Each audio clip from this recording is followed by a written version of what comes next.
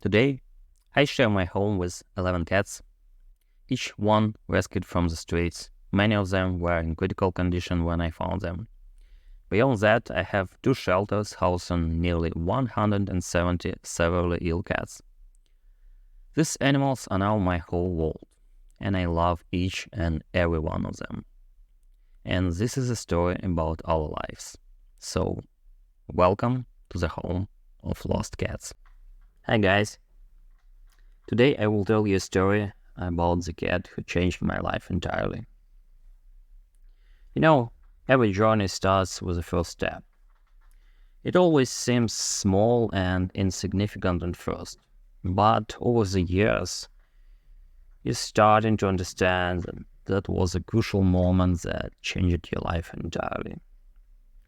And my journey into rescuing animals also has a first step, and her name is Clarksa. And today's story about her.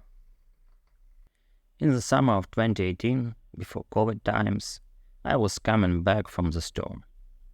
As I entered the yard of my building, I overheard a conversation between my neighbor and our security guard. They were in panic. I walked over and asked what happened and if they need any help. They pointed me to a teeny screaming kitten. As I quickly found, the little one had climbed onto a car wheel and fallen asleep. My neighbor didn't entice her when he drove away and accidentally ran over her.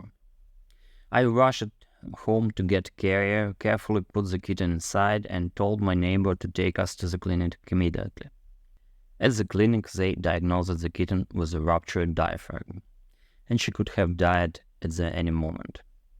She needed surgery urgently. Luckily, the surgeon there was excellent, and they managed to save her life. My neighbor said he would take her in after her treatment, but later he changed his mind, saying he was moving abroad and couldn't keep her. Without much hesitation, I decided to take her home myself.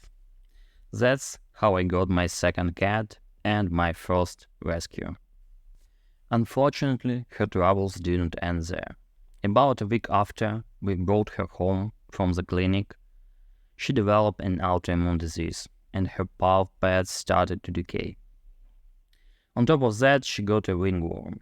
The challenge was that the treatments for each condition were opposite, meaning we couldn't treat both at the same time. For 3 months, we treated her paws, rebandaging them every 4 or 5 hours, applying various healing and pain-relieving ointments along with medication. She wasn't allowed to run much as it made the wounds on her paws worse, so for the 3 months she stayed in a cage. Later, I set up a little tent for her. She was very unhappy about this and let us know loudly.